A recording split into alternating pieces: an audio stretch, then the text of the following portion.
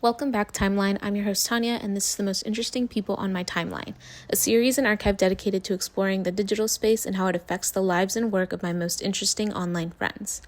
If you're new here, welcome to the Timeline. On this podcast, we talk about social media, fandoms, internet culture, but most importantly, we talk about it with interesting people in various fields who I've had the pleasure of engaging with online and IRL.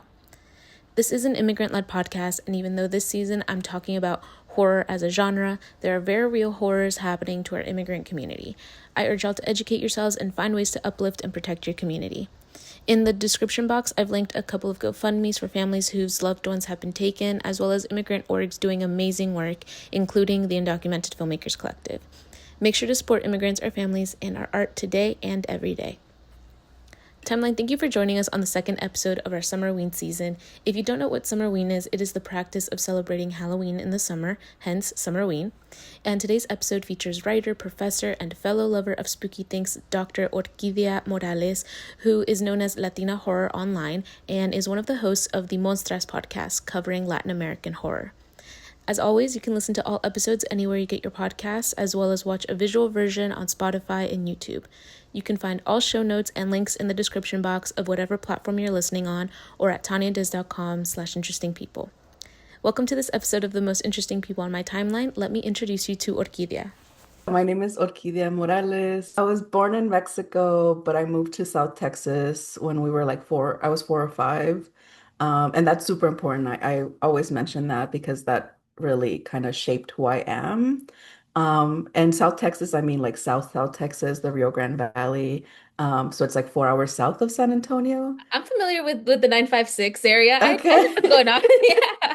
Well, most people, when I say South Texas, they're like, oh, yeah, San Antonio. And I'm like, no, girl, it's a No, I little know different. the tippy tip of tech. I had a Yes.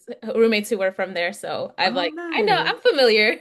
Yeah, and it's its own kind of place in Texas. It's so different from other places. So I grew up back and forth. My mom worked in Mexico most of my life. So she would commute every day and then a few times a week when we were older. So we would do weekends and summers in Reynosa. Identify as Latina, but also Mexican. So I'm kind of confused about my identity most of the time. And I think that's fairly common for a lot of Latinos. I love horror, obviously. I love all things spooky. I love to be scared, but I'm not scared anymore. So I'm always looking for that rush. Yeah, so that's me. And also I found your work through TikTok and it I just like saw TikToks of you talking about like horror in like through a Latina like lens and more of an academic approach, but it was also like very fun and interesting to me. And that's Thank why I reached you. out to you. Do you think you could tell us a little bit about how you got to be online or like your online history and how you got to here? Yeah, thank you for that. I really am enjoying TikTok. I've been online since AOL. Like I was trying to think back and I did like the CDs. We had the CDs and it was dial up. And it was so slow because we lived in a fairly rural area. So it took we were late to get even dial up, all that sort of stuff. Like it was just the technology wasn't quite there. So I've been online for a lifetime. But I'm really liking TikTok and then some of the newer platforms. I find them much more conducive to community building than some of the older ones. And yeah, like I'm still working. I just turned 40 in November and I'm still working to find my voice, both like my personal voice, my academic voice, my online voice. Like I feel like they're all different, but they're related. And I love horror. For me, it's a framework that is fun and joyful, even though when I say that, people are like, really?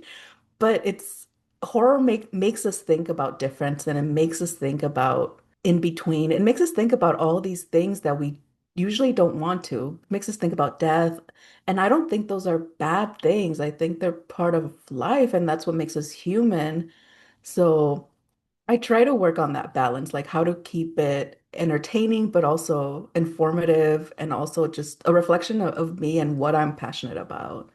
So that's kind of how I approach it. And like scaring people too. So I try to include some creepiness as much as I can into everything I do, even in my classes. And that's like, it's very interesting because I've had actually a lot of conversations lately about horror and how it's actually like very funny and like you said, kind of like joyful.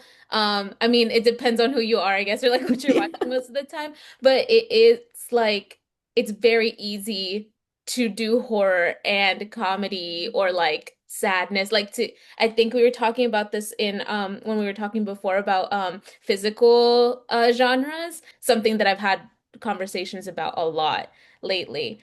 And also like in how did you in your academic work get to be where you're like, I have this interest, this love for these types of stories in the genre, and this is like my like Latina identity or Mexican identity. How did you kind of meld those two? What did that even look like in like an academic setting? A mess. It looked a mess.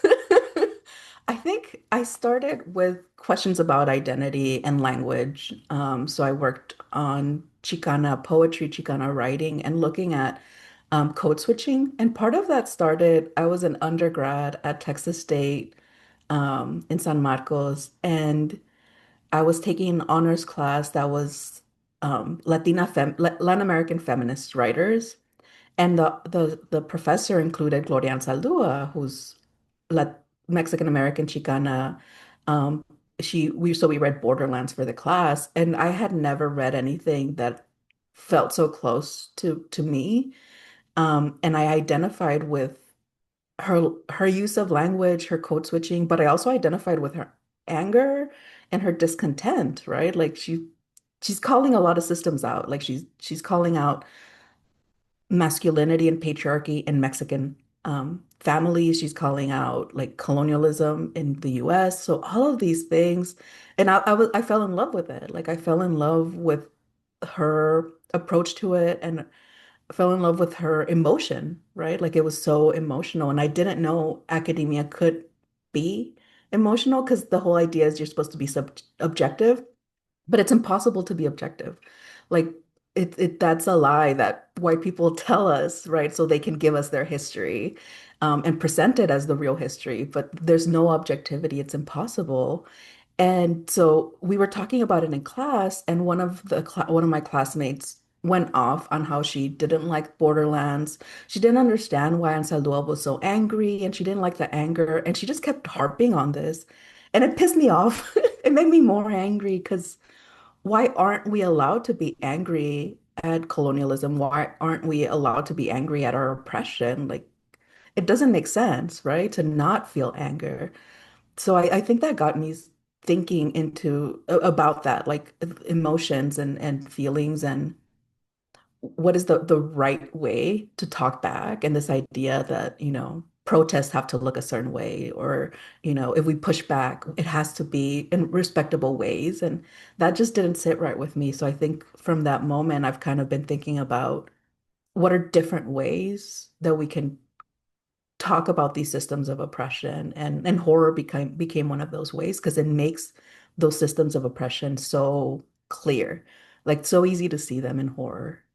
Yeah, and I mean, I think for me too, like Borderlands was one of those texts where you read it and you're like why hadn't I read it before? And I mean, I grew up Yes. in the Southeast. I grew up in Georgia, so I think that was reading that was also the first time where I was like, oh, okay, like these writers coming out of like the Southwest, I identify with a lot more, perhaps, or like I can see myself a little bit, and that leads me on to more writers, and I'm like, oh yeah, there actually are a lot of Southeastern writers too that are migrants and are talking about this. But yeah, I mean that text is like an entry point, I think, for a lot of people. Yeah. And I mean it has some problematic things with indigeneity and stuff like that, but it's also life-changing when you are so invisible for most of your life. Like, you feel so out of place. I feel like brownness kind of disappears in the US. Like we talk a lot about black and white, rightfully so. So when we think about brownness, it's just kind of muddy. Like we don't know how to talk about it. Yeah, and I think going back to horror, I think when we start translating those things to folklore and maybe like more fictionalized things, that's where we start, I guess, to me, we strip away a lot of the things like maybe like semantics or things that we talk about and get to the nitty-gritty of things through this other lens. Um, So, and with that, I think you took this academic work and you translated to your podcast, which I also like have loved listening to, especially Thank you. like Verano Peligroso. I think that was also one of the main TikToks actually when you were talking about like, oh, we're starting the podcast up again. That's what made me be like, oh, let me start listening to this podcast. So, yeah, could you talk about your podcast, its history, and how you got there, and maybe some of the things that y'all cover? Yeah, so our podcast is Monstras, and I co-host it with Brenda Salguero. We met in 2012 when we were doing the Latino Museum Studies program through the Smithsonian Latino Center. That was also like life-changing. I highly recommend for folks that are undergrads and grads to look into fellowships through the Smithsonian Latino Center. So we met there, and then like a few years later, she reached out and it was her idea to do the podcast because I listen to a few podcasts here and there, but I'm more visual. Like I'm watch movies mostly and TV shows. So I'm not used to podcasts. So she approached me and she said, there aren't a lot of podcasts in English that talk about Latino and Latin American folklore and horror. And this was a while back, so there really weren't. Now there are a lot, and it's amazing to see. For me, like anytime or any chance I get to talk about horror, I say yes. Maybe I should say no, but I always say yes because it makes me so happy. Um, and so, of course, I said yes. And our first episode was on La Llorona because it's such an iconic monster. She feels so familiar to a lot of us, and she encapsulates like a lot of what we wanted to talk about. Our podcast was, Latino, Latin American folklore, true crime, all of that sort of stuff, but from a feminist lens. And I think that La Llorona just made sense for our first episode. We've done quite a bit of I can't I'm not sure how many episodes we've done, but we've done quite a bit. And we've been on hiatus for the last 2 years, I think. Some of my favorite, I'm always amazed that they get taught in classes because we don't think about language.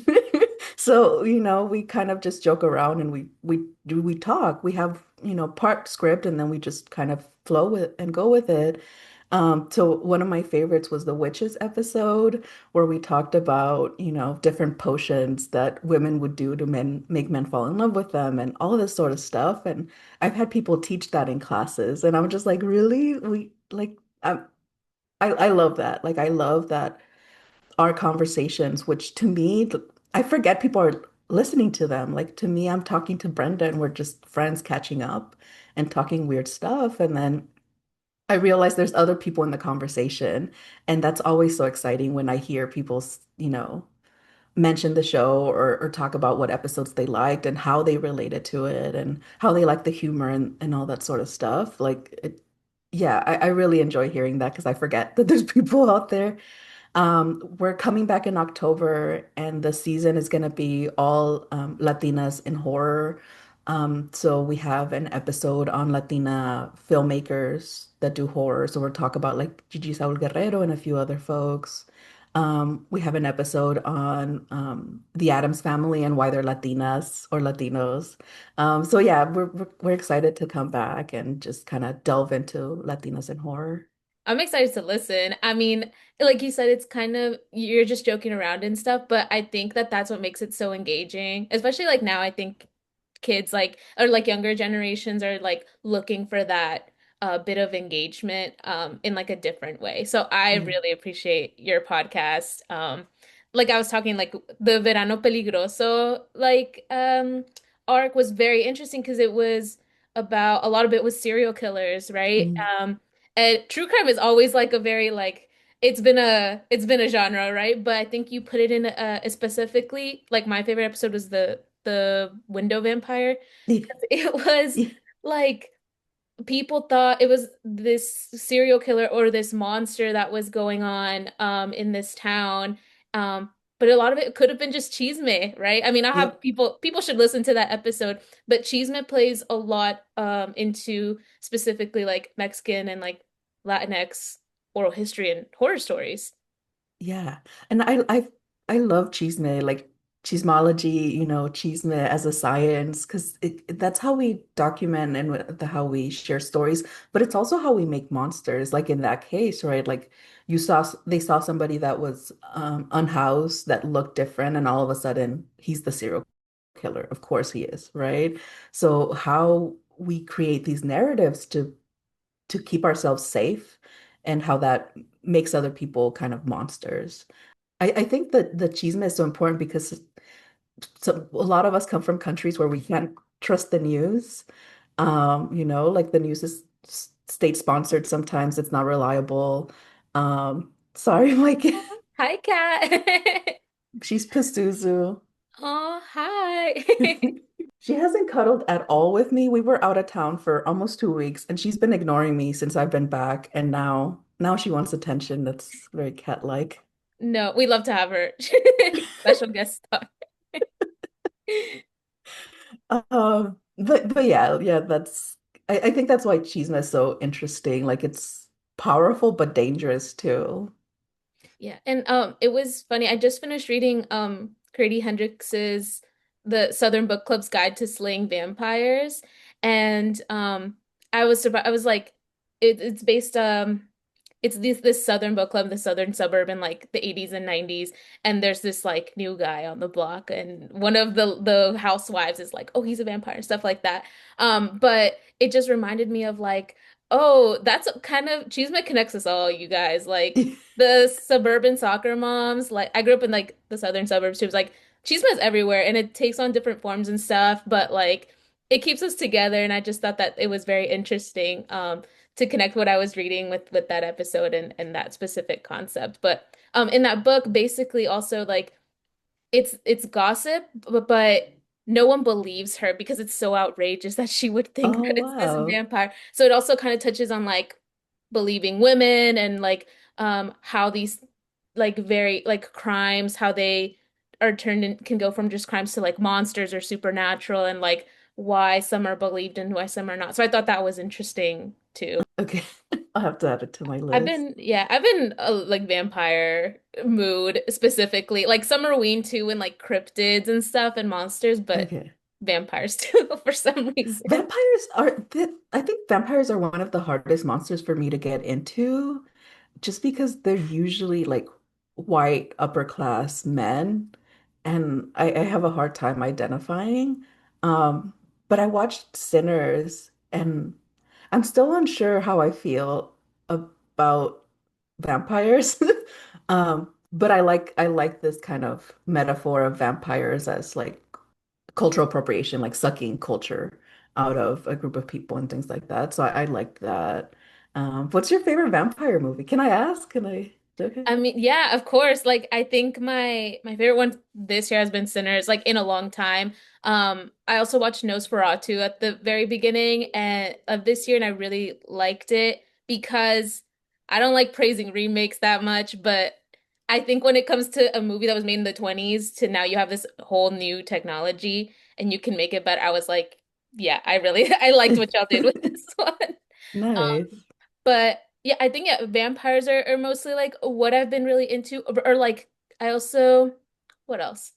I liked Twilight growing up. Like I really did. Okay. And I've actually been rewatching because it's like about to leave Netflix, so I've been rewatching that too. And just like, and I think you mentioned this too, and when we were talking before that werewolves and vampires are some of like the oldest like monster canons that come up. And I think I was like Twilight just encompasses this perfectly too. Yeah. Well, I know that birth. I haven't seen the entire franchise. I saw where she had the baby, and that was Yeah. freaking terrifying. I was just like, I don't want to have children. And if it looks like that, I never want to have children. It made it so unappealing. And this last semester, I had a student write about Mormonism and Twilight and pregnancy, and like how women only have value because they can get pregnant. I was just like, this is so smart. It makes me want to watch the movies when folks have such interesting takes. Yeah, and I mean, it was meant to, I mean, I grew up when it like that when it was coming out and like everything was like Team Edward, Team Jacob and like the romance aspect. And I think this happens with a lot of like YA, but that you get to those last movies, it's like gruesome scenes and violence, and it's teen girls that are driving this franchise. Yeah. I mean, but I think that's how you get into horror. Because for me, it was Beetlejuice, Nightmare Before Christmas. So there's like a soft horror that you kind of start off with, and then eventually yeah, it's all blood and gore. Before you know it, you're in blood and gore territory. Exactly, exactly. And I think a lot of people also that I've been having conversations with, they're like, I used to hate horror. And then in my adult life, I just ended up loving, like, getting really into this. And that happened to me too. I'm like like a scary cat. I still to this day don't love jump scares, but I love watching horror movies and getting into that genre. And that happened later in life. So interesting phenomenon there. Yeah, I wonder if that's partly like because you have a choice now. Like before, like probably adults were making you watch the scary movies, and that's not fun. And now you're like, I can choose to put it on, pause it, and watch it at my own pace, so I don't get freaked out. I wonder if that's part of it. I Yeah, don't and I know. probably think like I think the genre has grown and it's like it could be like Southern Gothic and a little slow or like there's different mon some people like zombies and some don't. So it's just such a wide genre that like horror is like a very big umbrella term to cast it Yeah, under. that's Um, true. Because there's also like sci-fi horror, suspense, like all of those sort of things fall under horror. I would even like I would even consider some romantic comedies horror movies.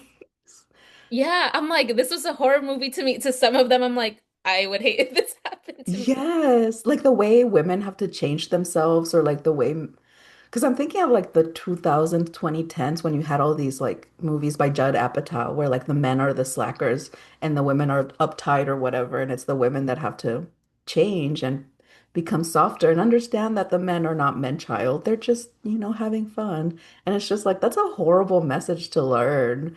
Like they can dress like Adam Sandler and still be handsome, and we have to dress like head to toe perfection to be seen as women. Yeah. Yeah, I think for me one of those movies was uh he's just not that into you where I was like, this is a horror movie to Yes. me. And I love just the ponytail and the glasses, and all of a sudden she's perfect. And also, I don't know if you've seen this. I think this has been on TikTok and YouTube a lot, especially on like these new takes on Sex in the City. And some people will edit and be like, Carrie was stalking Big. This was actually a horror movie from Big's point of view. I And I'm saw a like, recent one that was Carrie and Aiden, and how the new version of Aiden is like a horror version. I haven't been watching it just because everything I've seen online makes it look horrible. yeah, the remake I tried to get into and I just couldn't. So I think it had its time. It had Yeah. its time, yeah. Well, and I think it's also one of those things like there's quite a few shows about wealthy white people. And again, like that's not something that I want to watch. We're kind of living it and like living what they do when they're wealthy. But like White Lotus, what is it, Gilded Age? There's quite a few of them. Sex in the City, and I don't have the patience for it. It's not engaging to me. Yeah, I think the only times and I actually noticed this too when it's like about like really wealthy, like upper class people, I'm like not that interested. But when it's making fun of them, I get a little bit more interested. And I think horror does that too. Like, and it going back to vampires, a lot of like I'm thinking of like What We Do in the Shadows. Yeah. Um, and like they're like wealthy or whatever, and they have this money because they're vampires, but it's kind of making fun of them. Like they're just these ridiculous caricatures, and that's where I find it funny. Yeah, yeah, that's a really good point. And there's a few that like I think The Purge is also kind of an interesting franchise when it comes to showing the dangers of wealth and power. Just remembered when you were asking like my favorite vampire, um, and like wealth came up, but Interview with the Vampire has been my favorite show recently, and I've also been watching some of the movies. The movies weren't great. They're not my favorite.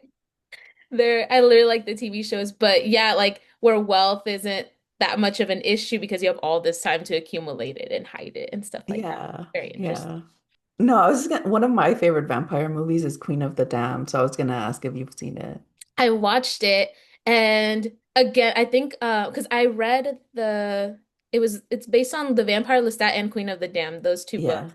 And I wish like in the movie they'd actually focus more on the Queen of the Damned book than Vampire Lestat because I wanted to see Aaliyah like more in that role. And I know it was her last role before she died, which was like she could have done so much more, obviously, but I thought like its approach was great. Like I love to see the same vampire like a new era or whatever. And I Yeah. think that the new season of Interview with the Vampire is going to touch on it. It already looks really good. I'm like, I don't know how y'all are going to get another Akasha, but she was great.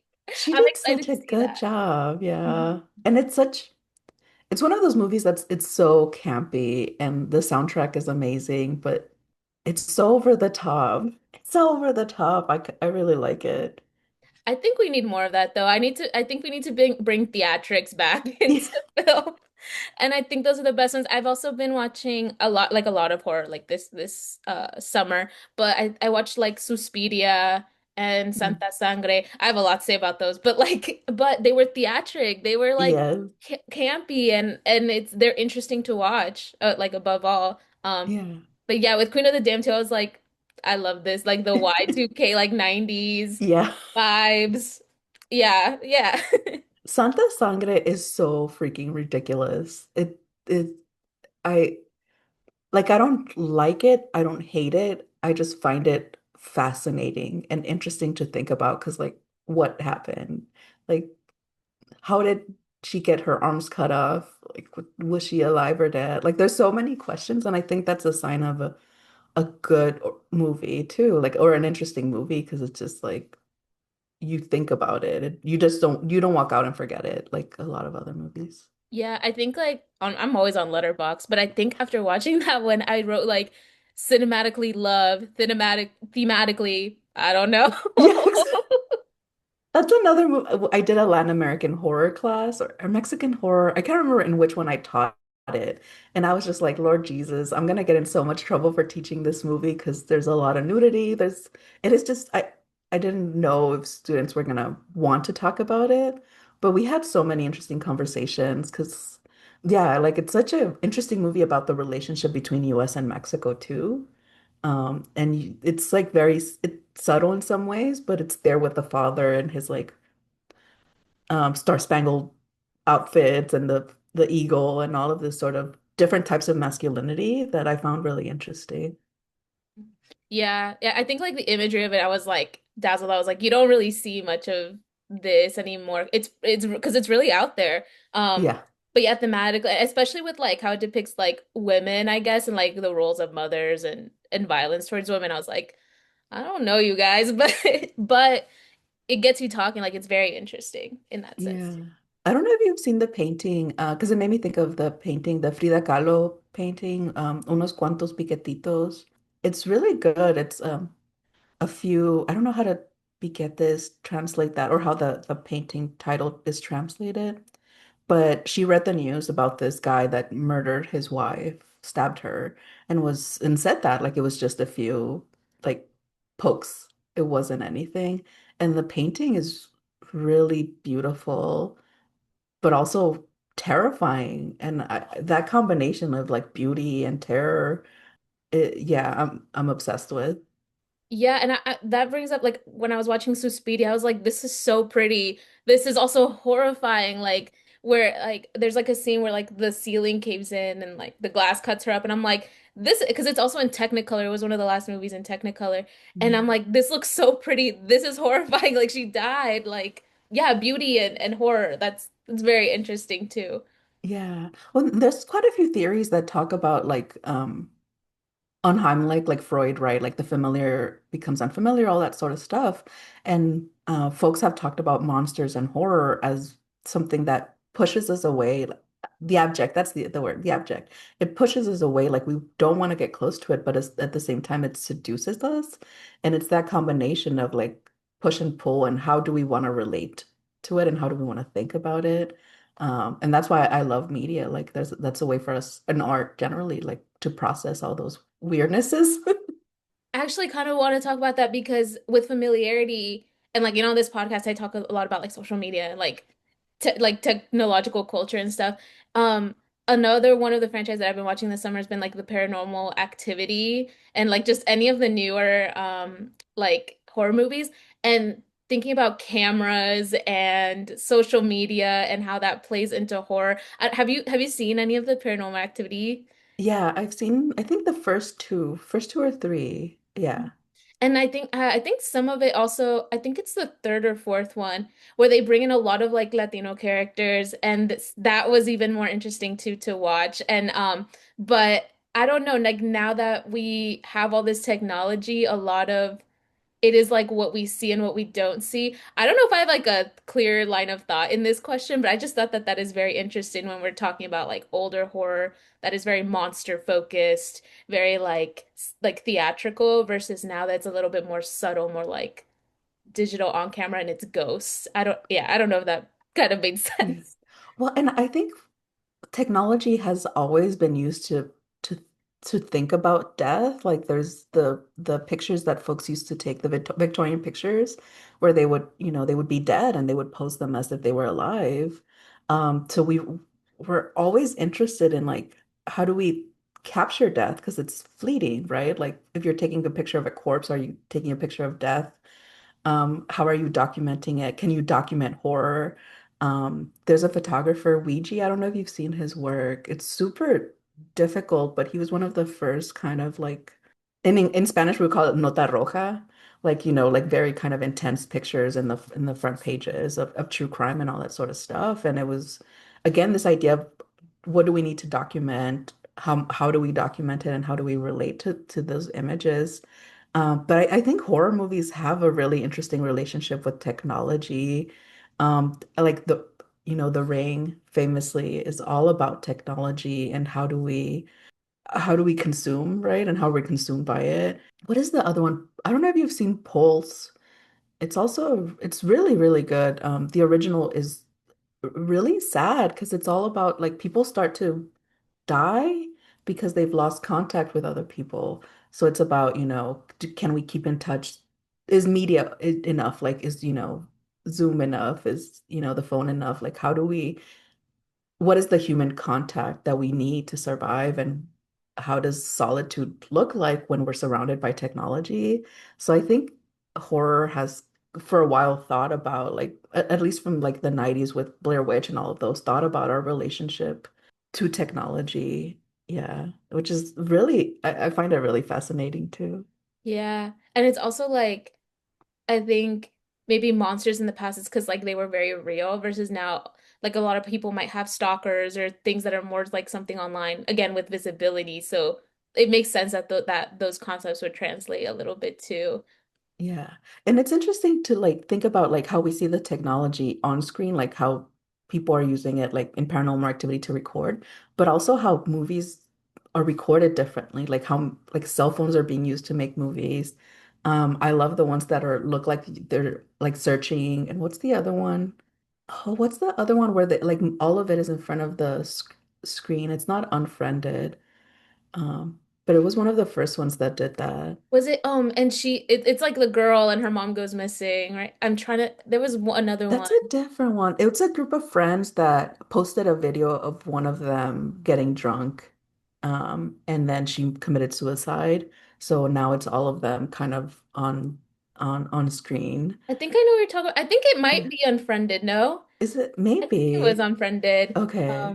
But yeah, that one was also like I think I was like I don't know how old I was when that came out, but I was like, oh my gosh, my FaceTimes are scary now. Yes, yeah. And it's something that we like, we also don't know if we're controlling it on or not. Like that camera can turn on whenever it wants, even if I have it off, and that's terrifying. Again, horror showing us what we're actually scared of. Yeah. So now I kind of wanted to ask you specifically about like summer and horror. Because obviously Halloween like that and like fall like that's like the main time for a lot of reasons, you know, like whether it be holidays or like customs. But I think especially for me with Midsommar, where I was like, oh, this summer can also be pretty scary, or like the concept of Summerween itself, it came from for me from Gravity Falls, right? And Oh, the I didn't know cryptids and that. stuff. But I'm sure it came out from somewhere else, but that's where like I saw it first. But yeah, what in your like work, what have you seen be that relationship between summer and horror? I think one of my favorite subgenres of horror are slashers, and so many of them are around summer or summer camps and things like that. And it's in part because it's about teenagers, and that's, when they have off and when they're together, when there's no adult supervision. So all of these things that are perfect for terrifying things. Like they're perfect for comedies and like hijinks movies, but they're also perfect for monsters to appear, right? Because if the authority figures are gone, then you don't know what's going to happen. So and it's also I think one of the things I like about Midsummer and other movies like that is it's rare to see horror in broad daylight. Usually it's in the darkness, right? And the dark can be scary, but when we see everything and it's still scary, there's a different level to that. Um, and just like the clarity of sunlight, and there's still monsters there, right? That because that's the idea we have in our, animalistic brain, that if the light turns on and we have fire, then the monsters will go away. And in these movies, it's like the monster doesn't go away when the lights are on. How do you get over that? Like, where's your safety net if it's not light? So I love that. And one of my favorite Summerween movies would be The Ruins. I don't know if you've seen it. I haven't seen it. It's super, super good. And it's based off a book. The book is also really amazing. It takes place in it's summer, and it's a group of college students that are going to Mexico, before one of them goes to med school, and like, so they're enjoying their summer in some, resort, getting drunk, as, stereotypes, all that sort of stuff. And then they decide to go to a pyramid that's not listed anywhere. They get there, they're warned not to go on the pyramid, but they go on the pyramid, and then horrible things happen.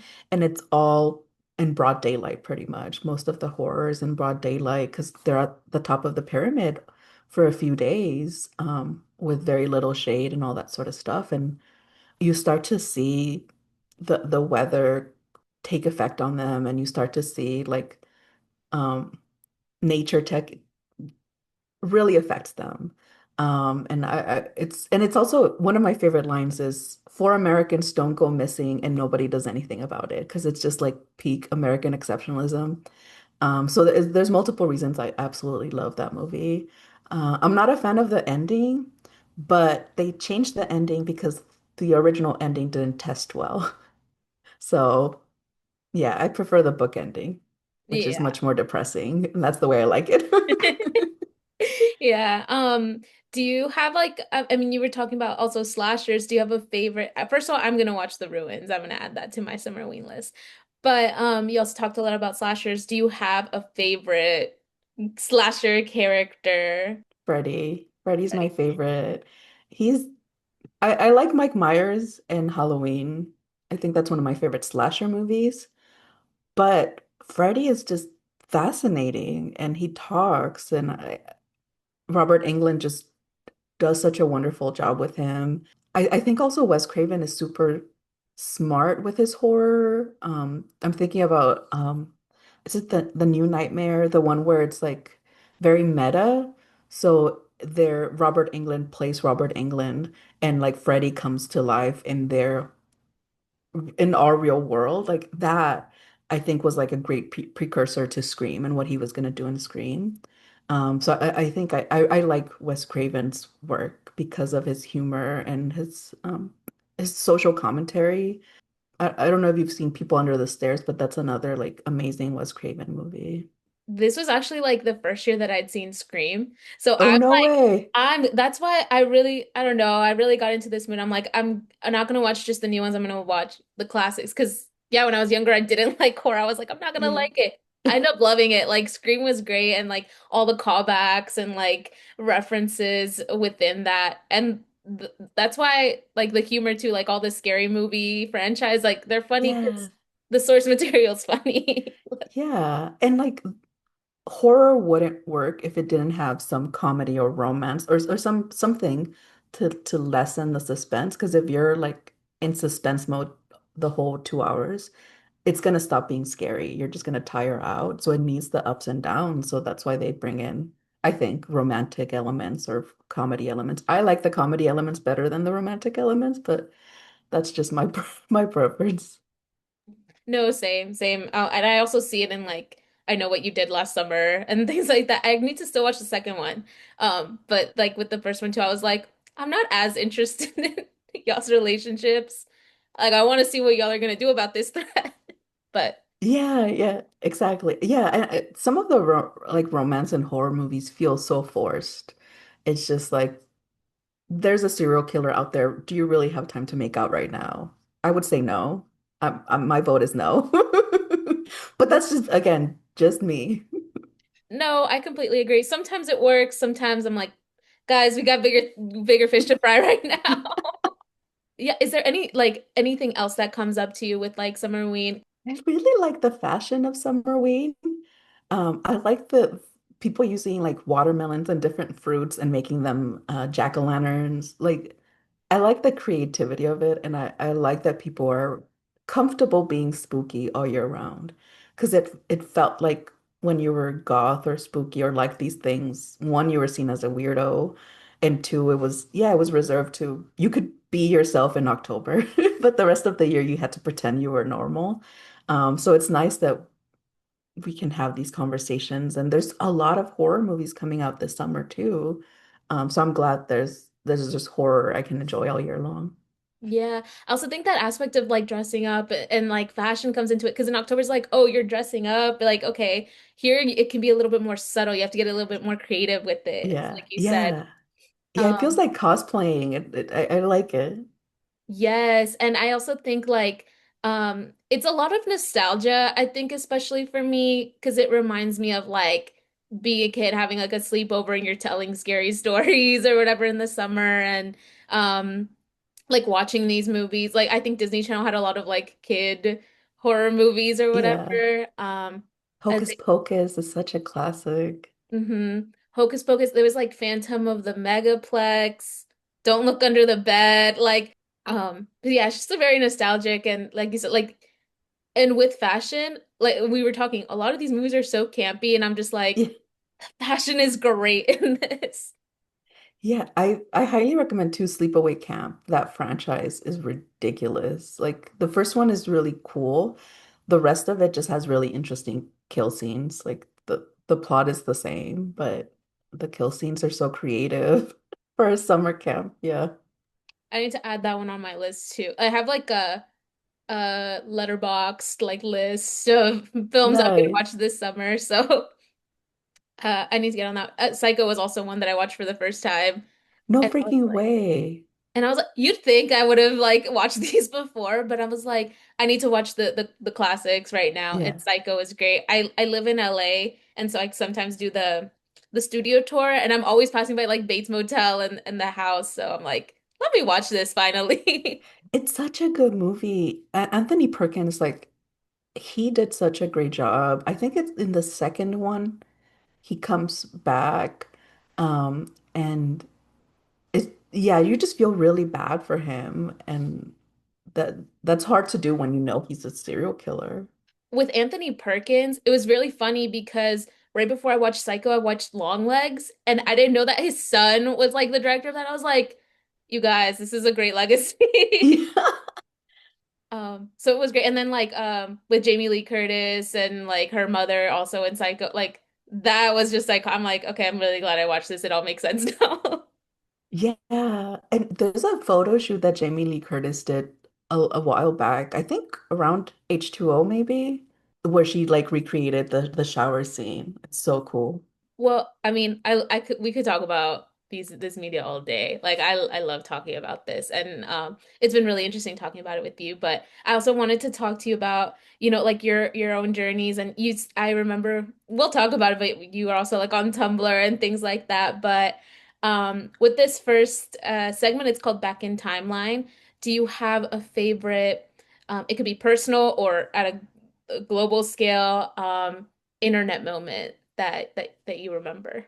I think for me, it was like chat rooms. And I never interacted too much with them because I never know what to say. But watching other people have conversations felt really voyeuristic. But it also like I'm really socially awkward. I have a hard time talking to people. It felt like I was seeing how humans interact and I was learning from it. And there were so many different types of chat rooms that you could find. And this is like early AOL Messenger sort of thing. Because you could just go be in them. Like you could just click an interest and then just be in these random chat groups, and you didn't know who was on the other side. So there was something about the anonymity that also made it easier to kind of be there. So yeah, I think for me, that's one of my earliest memories and one of the ones that was really formative and kind of how difficult it is for me to take up space even when it's anonymous. So all of these things about myself were kind of becoming clearer now that we had this technology and seeing how strange people were. Because I thought I was the only strange one. Like and my mom would be like, por qué no puedes ser una niña normal? Like, why can't you be a normal girl? Porque eres una niña rara? Why are you a strange girl? You know, stuff like that. So I was always like, I'm strange. Like I'm well behaved, but I'm strange. And there were a lot of other weirdos online, and it felt comforting. Yeah. I completely relate to that where I'm like, Mom, the price for me being well behaved is that I'm also weird and Yeah. like I'm sorry. But no, I relate to that a lot. I think for me it wasn't so much chat rooms, but I grew up when like Omegle started getting really big too. And like you're just talking to strangers. Even now, like I'll just like a lot of my internet friends are just people I just really connected with and they're technically strangers. So it was funny to see how like the internet at the same time that gave you this like connectivity was also kind of like and to strangers, which is kind of dangerous, was Yeah. also kind of safety because you're physically removed, right, from them, but you can Yeah. still talk to them. And you could make up different personas. Like you could put on different outfits, online and like play different characters of yourself. And that was really cool. Like you didn't nobody knew you were lying or exaggerating or making things up, and you could it was very fantastical at the beginning, it felt like. Now I feel like it's so much easier to find somebody. So with my any username they can find you, so they'll know I'm lying. That's not fun. Yeah. Yeah. And I also think it's like, well, some like influencers or whatever, some people do put on a character, but that's not them. But some people don't get that it's a character, so it's also like a very interested like audience performer dynamic there too. Yeah, because I think the idea, or we falsely believe that just because it looks real, it's real. Like people are still trying to make money off of these things, so it makes sense that you cater a personality or you create something that's gonna, get clicks and likes and all that sort of stuff, I think. Tumblr I really liked, and I thought when I was younger I wanted to be a writer, and I guess I am a writer, but I write academically in the podcast, but I wanted to be like a straight up horror writer, like I wanted to write like R.L. Stein. And I wrote like a few short stories when I was in high school that terrified my teacher. I've never been prouder. Like she was like, I couldn't read this. I was so scared. Like that was amazing. So in Tumblr, I felt like I could share like scary stories or read more scary stories. And that's kind of how I got into creepypasta and all that sort of stuff too. Then again, to kind of trying to find like a balance of my voice and which one, where do I belong sort of thing. Yeah, I think yeah, with like online horror, it was creepypasta, Tumblr, and Reddit that I was like Yeah. scrolling and reading. Yeah. And you like, again, you know they're probably fake, but the possibility that it's not, I love the possibilities. Exactly, exactly. And actually with the chat rooms, I was gonna ask like, did you ever actually make any friends from there that you still talk to, or like, what was your experience there from there to IRL? I know, I know. I was invisible. Like I was fly on the wall situation. I have made friends online like Facebook and stuff like that that then translated to real life friends, but mostly in academia, and work because like we're friends online and then we meet at a conference and I'm like, "Oh, I feel like I've known you for 5 years. This is the first time we actually meet." So that's always weird because I'm like, it's nice to meet you, even though no, we've known. So yeah, it's more like in on Facebook that I've been able to do that, but not from chat groups. Were you able to do that? Not really, but I think it's interesting that like it's still ingrained in my memory. Like that one chat group you were in or something, you're like, I don't know what y'all are up to. I know nothing about you, but this conversation was part of my formative upbringing. Yeah, exactly. I think we also, with Tumblr, we also talked about ships. Can we talk about your favorite Tumblr ships? What were the fandom, like what was your Tumblr sphere looking like? I think I had some fashion, a lot of horror, a lot of supernatural. So I was definitely a Castiel. I shipped them so hard. Like I stopped watching around the time Meg died, I think. A little bit around there, I stopped watching because it just I enjoyed the man crying. That was one of my favorite parts. But it got to the point where I was like, girl, y'all have to get your life together at some point. Like this is a lot of man crying and not a lot of queer relationships, which is where I thought this was going. So I stopped watching it because of that, but that was definitely my favorite. I loved the memes. It always freaked me out when they did Sam and Dean together. Like those memes freak me out because I get shipping the actors, but the characters are siblings. I was like, you guys are brothers, please stop. Yeah. So yeah, that's my favorite one for sure. I'm trying to think if I have any weird ones because I feel like Castiel is like fairly normal. Do you have any that you shipped? I was into like the Super Who-Luck fandom, so I did watch Supernatural because people were like also watching Doctor Who and Sherlock along with it. I don't know Mhm. how they connected them, but I was in there. I was about it. So I also was into Supernatural. For me, it was also a lot of like I wasn't very into like pop punk and like the screamo scene. So a lot of my ships were like the two guys from All Time Low, like Alex Skarsgård and Jack. This is like bringing up like the weirdest realms of my mind. It was also interesting. A lot of the ships were like queer that we were shipping. We were like, guys, you don't know it, but you're gay. And now it's like Yeah. we take a step back and we evaluate that. But it was very interesting. Like you're like in your 20s or your teens, and these are the connections that you're seeing between people.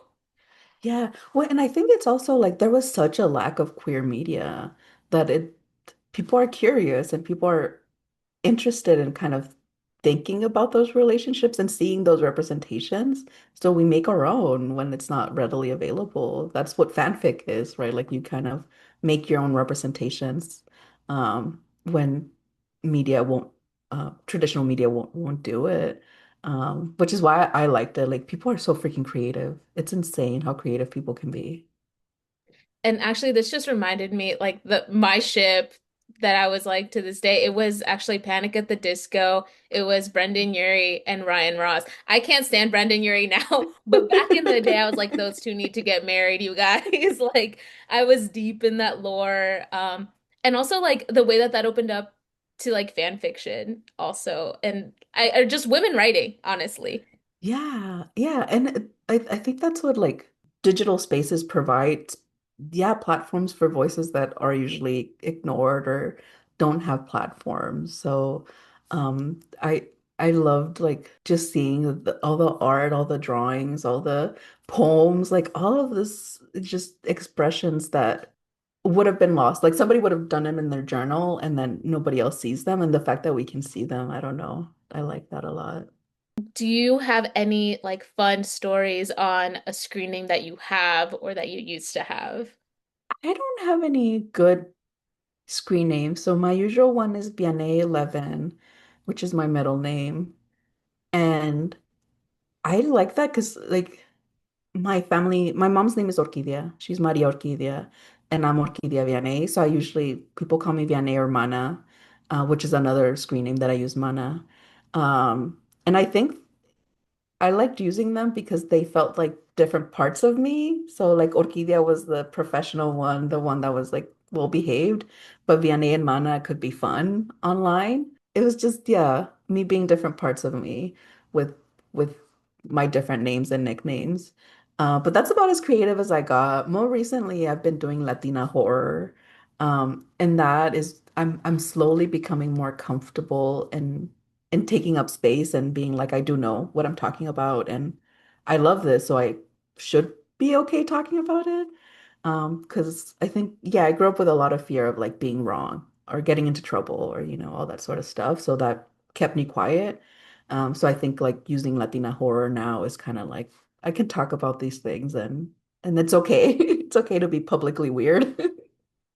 And that goes back kind of what you were saying, like online you could put on like a costume or be a character and like you can use your screen name for that because it's not like legally changing your name. It's like just this moment on the internet or this space on the internet where this is what you're called. And I think that's very nice. Some people have such amazing screen names, like they're so creative and they change them so often. I don't know how to keep up. Like I feel like I'm getting to the old era where I'm like I can't remember my passwords. What was my email again? So I'm starting to feel too old to do that. But who knows? It might be time to kind of start playing with them. How do you pick your screen names?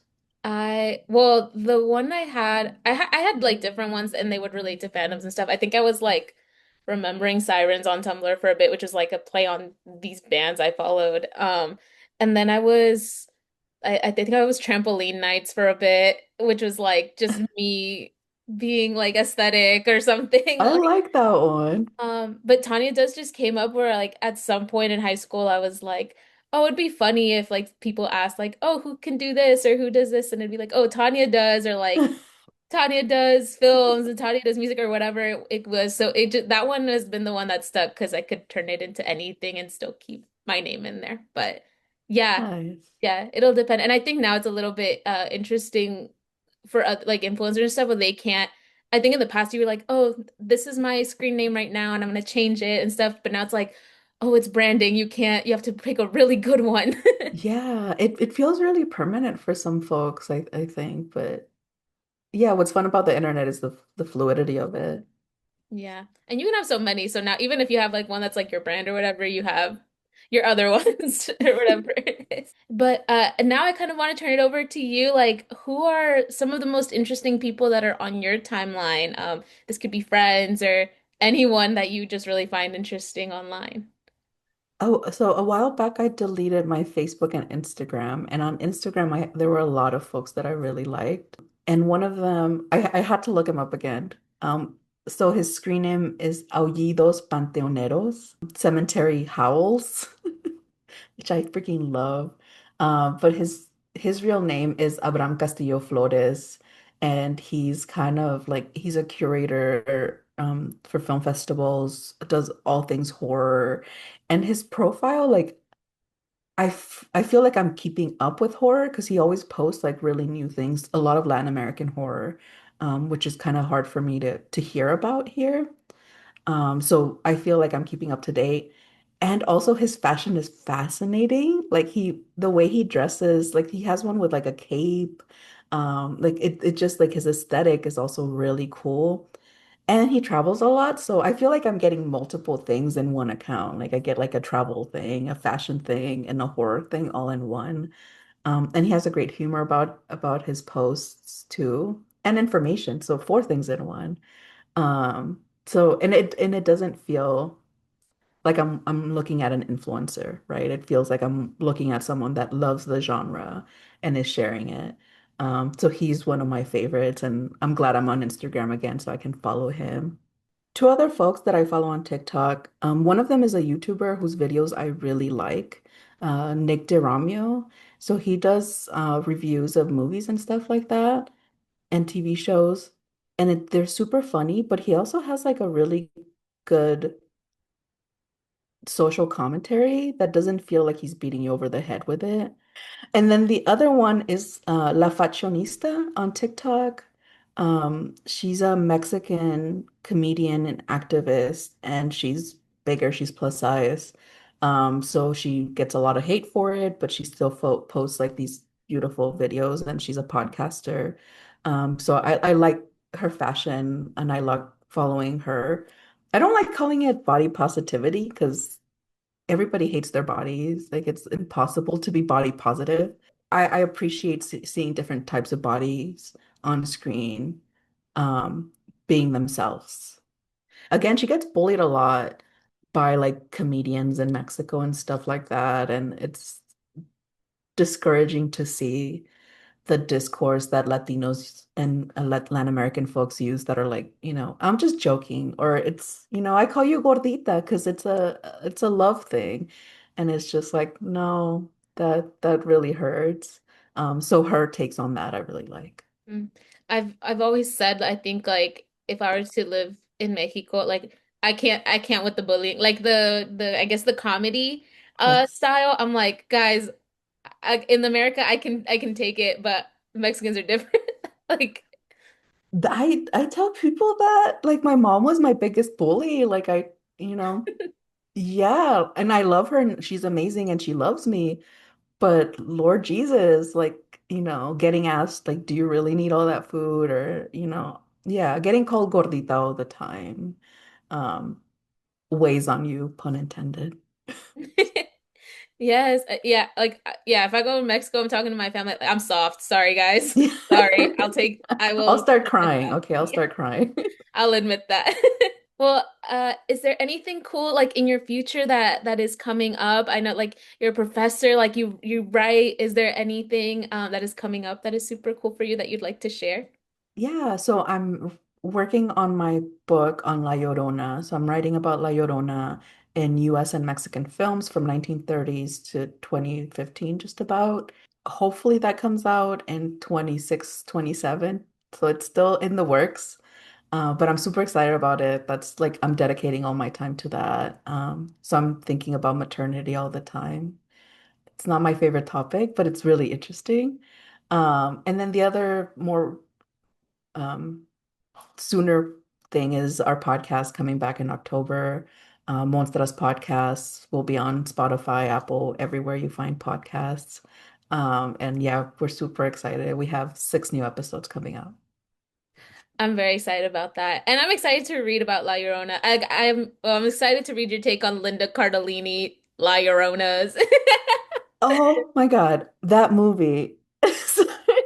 I absolutely hate that movie, and I also absolutely love that movie. Like, there's so much to talk about.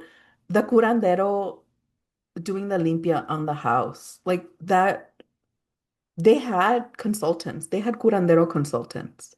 So somebody told them, "Have you ever seen that? Like they rub the house with the egg." I had never in my life. I was like, guys, the house is gonna need something more than an egg. Like what? Exactly. Get some like Romero in here or something. Start beating the house up with some herbs. Yeah, I'm excited to hear your take on that. Like, yeah, that movie was it was funny. It's so bad it was funny. Yeah. And that's why I'm talking about maternity so much because it's like in the US, maternity.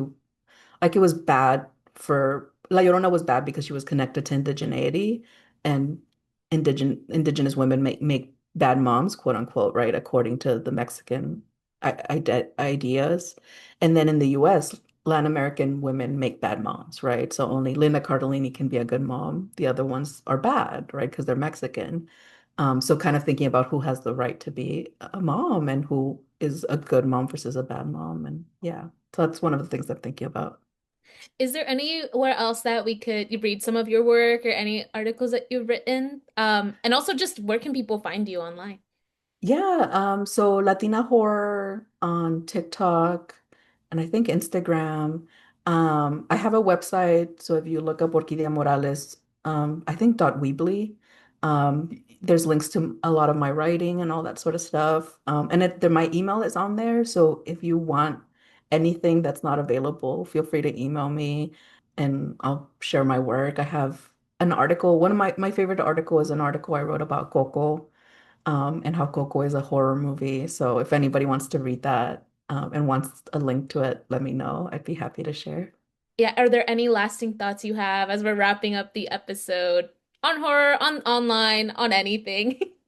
I hadn't I hadn't thought about online to like your questions were really, I think, helpful in thinking about how I see myself online and how much I like it. Like I really like TikTok now and I've enjoyed so much of digital spaces before.